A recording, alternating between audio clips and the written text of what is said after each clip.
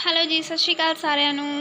ਅੱਜ ਆਪਾਂ ਅਕਾਊਂਟਸ ਦਾ first chapter ਪੜ੍ਹ ਰਹੇ ਹਾਂ। +1 ਕਲਾਸ ਦਾ meaning and objective of accounting. ਆਪਾਂ ਸਟਾਰਟਿੰਗ ਇੱਥੋਂ ਕਰ ਰਹੇ ਹਾਂ। Profit maximisation is one of the prime motive of the business. ਕਿਹਾ ਜਾਂਦਾ ਕਿ ਜਿਹੜਾ ਪ੍ਰੋਫਿਟ ਆ ਉਹ ਬਿਜ਼ਨਸ ਦਾ ਇੱਕੋ ਹੀ ਮੋਟਿਵ ਹੁੰਦਾ ਕਿ ਉਹ ਪ੍ਰੋਫਿਟ ਅਰਨ ਕਰ ਸਕੇ। It is a barometer of success or failure of the business.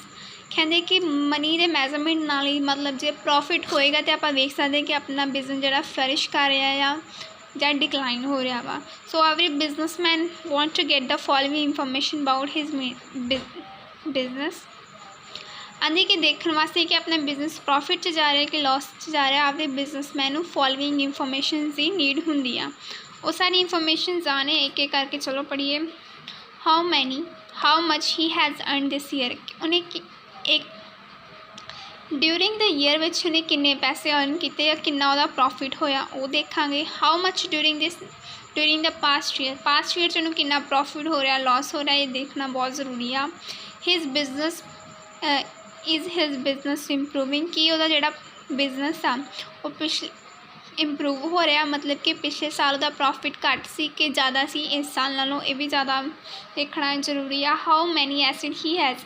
Acids means ਕਿ ਤੁਹਾਡੇ ਪਲਾਂਟਸ, ਮਸ਼ੀਨਰੀ ਜਾਂ ਡੈਟਸ ਮੀਨਸ ਕਿ ਜਦੋਂ ਤੁਸੀਂ ਕਿਸੇ ਨੂੰ ਪ੍ਰੋਡਕਟਸ ਦੇ ਰਹੇ ਆ ਤਾਂ ਉਹਦੇ ਬਦਲੇ ਤੁਹਾਨੂੰ ਪੈਸੇ ਦੇ ਰਿਹਾ, ਬਟ ਉਹ ਕਹਿ ਰਿਹਾ ਕਿ ਮੈਂ ਇਨ ਫਿਊਚਰ 'ਚ ਤੁਹਾਨੂੰ ਰਿਟਰਨ ਕਰੂੰਗਾ। ਉਹ ਹੁੰਦੇ ਆਪਣੇ ਡੈਟਰਸ, ਕਿਉਂਕਿ ਆਪਾਂ ਉਹਨਾਂ ਕੋਲ ਪੈਸਾ ਲੈਣਾ ਹੁੰਦਾ, ਇਸ ਕਰਕੇ ਉਹ ਕੀ ਆ ਬਿਜ਼ਨਸ 'ਤੇ ਐਸਿਡਸ ਹੋ ਜਾਂਦੇ ਨੇ। ਇਸ ਕਰਕੇ ਆਪਾਂ ਦੇਖਣਾ ਕਿ ਆਪਣੇ ਬਿਜ਼ਨਸ ਦੇ ਐਸਿਡਸ ਕਿੰਨੇ ਨੇ। How much his customer own him. ਕਿੰਨੇ ਕੁ ਕਸਟਮਰ ਉਹਨਾਂ ਕੋਲ ਆ ਰਹੇ ਆ ਜਾਂ ਕਿੰਨੇ ਕੁ ਕਸਟਮਰ ਕਿ ਉਹਨਾਂ ਜੋ ਚਾਹੁੰਦੇ ਕਿ ਅਸੀਂ ਇਹਨਾਂ ਦੇ ਬਿਜ਼ਨਸ 'ਚੋਂ ਹੀ ਪ੍ਰੋਡਕਟਸ ਆਪਣੇ ਬਾਏ ਕਰਨੇ ਆ। How much he own to his supplier. ਉਹ ਆਪਣੇ ਸਪਲਾਇਰ ਤੋਂ ਕਿੰਨਾ ਰॉ ਮਟੀਰੀਅਲ ਲੈ ਰਿਹਾ ਜਾਂ ਕਿੰਨੇ ਪ੍ਰੋਡਕਟ ਲੈ ਰਿਹਾ ਜਿਸ ਨਾਲ ਕਿ ਉਹਨਾਂ ਦਾ ਬਿਜ਼ਨਸ ਫਲਰਿਸ਼ ਹੋ ਰਿਹਾ ਵਾ। ਵੈਦਰ ਹਿਜ਼ ਕੈਪੀਟਲ ਔਰ ਇਨਵੈਸਟਮੈਂਟ ਇਜ਼ ਇਨਕਰੀਜ਼ਿੰਗ ਔਰ ਡਿਕਰੀਜ਼ਿੰਗ। ਅਤੇ ਇਹ ਜਾਣਨਾ ਬਹੁਤ ਜ਼ਰੂਰੀ ਹੈ ਕਿ ਇਹਨਾਂ ਦੀ ਜਿਹੜੀ ਬਿਜ਼ਨਸ ਦੀ ਕੈਪੀਟਲ ਇਨਕਰੀਜ਼ ਹੋ ਰਹੀ ਹੈ ਡੇ ਬਾਏ ਡੇ ਜਾਂ ਡਿਕਰੀਜ਼। ਕੈਪੀਟਲ ਮੀਨਸ ਕਿ ਜਦੋਂ ਸਟਾਰਟਿੰਗ 'ਚ ਬਿਜ਼ਨਸ ਸ਼ੁਰੂ ਕਰਦੇ ਆ ਕਿ ਜਿਹੜੇ ਬੰਦੇ ਜਾਂ ਪਾਰਟਨਰਸ ਬਿਜ਼ਨਸ ਸ਼ੁਰੂ ਕਰਦੇ ਆ ਉਹ ਥੋੜ੍ਹੀ ਪੈਸੇ ਲੈ ਕੇ ਆਉਂਦੇ ਆ, ਉਹਨੂੰ ਆਪਾਂ ਬੋਲਦੇ ਹਾਂ capital.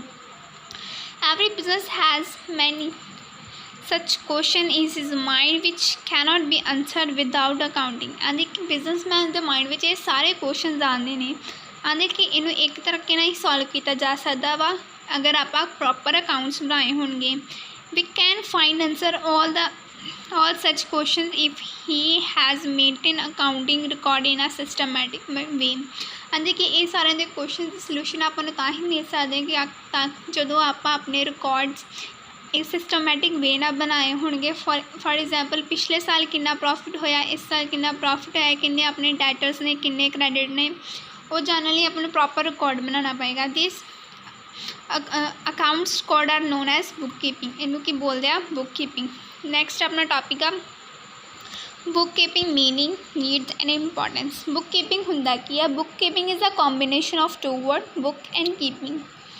Book here refers to book maintained for the business and keeping refers to keeping the book in a systematic way. Book ਦਾ ਮੀਨ ਹੈ ਕਿ ਤੁਸੀਂ ਮੇਨਟੇਨ ਕਰਨਾ books for the business and keeping refers to keep the book in systematic way। ਮਤਲਬ ਤੁਸੀਂ ਇੱਕ business ਵਾਸਤੇ book ਬਣਾਉਣੀ ਜੋ ਕਿ ਸਿਸਟਮੈਟਿਕ ਵੇ ਨਾਲ ਚੱਲਦੀ ਹੋਵੇ। ਔਰ update these books with the complete record all the transactions that have take place so far। ਆਂਦੇ ਕਿ ਉਹਦੇ ਵਿੱਚ ਤੁਸੀਂ ਹਰ ਇੱਕ ਚੀਜ਼ ਇਨਕਲੂਡ ਕਰਨੀ ਹੈ ਜਿਹੜੀ ਕਿ ਤੁਹਾਡੇ ਅਕਾਊਂਟਸ ਵਾਸਤੇ ਬਹੁਤ ਜ਼ਿਆਦਾ ਨੈਸੈਸਰੀ ਹੋਵੇਗੀ। In simple word we can say that the account of the business transactions in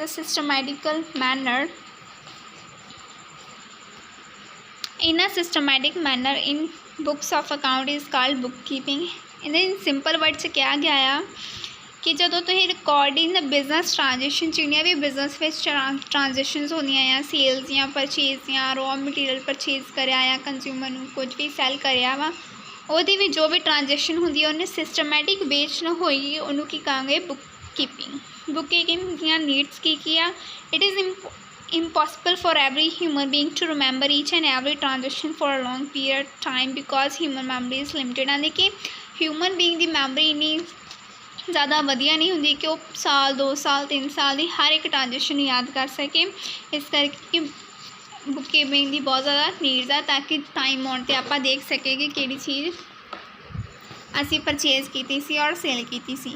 second point is every business want to get information about the total purchase, total sales, total debtors, total creditors, his business expenses and income made him during a particular period। and every business ਦੀ ਜ਼ਰੂਰਤ ਹੈ ਕਿ ਉਹ information get ਕਰ ਸਕੇ ਕਾਦੀ information, ਕਿੰਨੇ ਉਹਨੇ purchase ਕੀਤੀਆਂ, ਕਿੰਨੀਆਂ ਉਹਨੇ ਸੇਲ ਕੀਤੀਆਂ, ਕਿੰਨੇ ਉਹਦੇ ਡੈਟਰਸ ਆ, ਕਿੰਨੇ ਕ੍ਰੈਡਿਟਰਸ ਆ।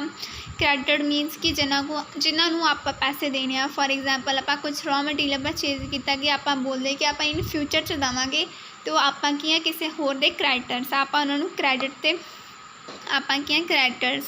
ਹਿਜ਼ ਬਿਜ਼ਨਸ ਐਕਸਪੈਂਸਿਸ, ਉਹਦੇ ਬਿਜ਼ਨਸ 'ਤੇ ਕਿੰਨੇ ਐਕਸਪੈਂਸਿਸ, ਉਹਨੇ ਇੱਕ ਈਅਰ 'ਚ ਕਿੰਨੀ ਇਨਕਮ ਅਰਨ ਕੀਤੀ, ਮਤਲਬ ਕਿੰਨਾ ਪ੍ਰੋਫਿਟ ਅਰਨ ਕੀਤਾ।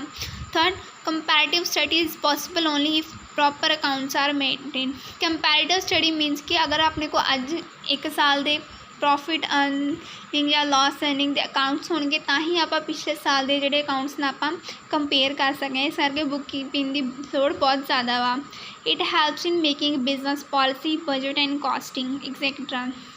ਅਗਰ ਆਪਣੇ ਕੋਲ ਰਿਕਾਰਡਸ ਹੋਣਗੇ ਹਰ ਇੱਕ ਈਅਰ ਤਾਂ ਹੀ ਆਪਾਂ ਨਿਊ ਪੋਲਿਸੀਜ਼ ਬਣਾ ਸਕਾਂਗੇ ਕਿ ਕਿਹੜੇ ਆਪਣੇ ਬਿਜ਼ਨਸ ਲਈ ਇਨ ਫਿਊਚਰ 'ਚ ਆਪਾਂ ਸਟੈਪਸ ਚੁੱਕੀਏ ਜਿਹਦੇ ਨਾਲ ਆਪਾਂ ਨੂੰ ਖਰਚਾ ਘੱਟ ਅਤੇ ਪ੍ਰੋਫਿਟ ਜ਼ਿਆਦਾ ਹੋਵੇ। ਆਪਣੀ ਬਜਟ ਕਿੰਨੀ, ਆਪਾਂ ਕਿੰਨੇ ਪੈਸੇ ਅਰਨ ਕਰਕੇ ਉਹਨੂੰ ਸੇਵ ਕਰ ਸਕਦੇ ਹਾਂ, ਰਿਜ਼ਰਵ ਕਰ ਸਕਦੇ ਹਾਂ। ਕੋਸਟ ਕਿੰਨੀ ਕਾਸਟਿੰਗ ਆ। Fifth point is for tax purpose.